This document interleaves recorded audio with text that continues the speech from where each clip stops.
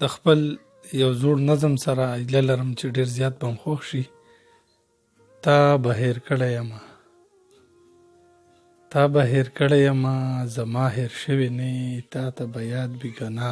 تا به خبره کړله ډېر په دعوه به دې وي چې زه به تا نه خاکي چرې جدا نه شمه.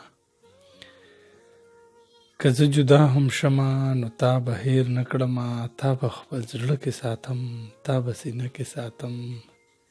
ستا دا خوږې خبرې، پستې پستې خبرې ما به رښتیا ګڼلې. په تا یقین و زما په زړه صفا ومه زه، په زړه صفا ومه زه. په ما دې وخت تېروو لکه روژه کې چې څوک خپله روژه لنډوي، لکه روژه کې چې څوک خپله روژه لنډوي.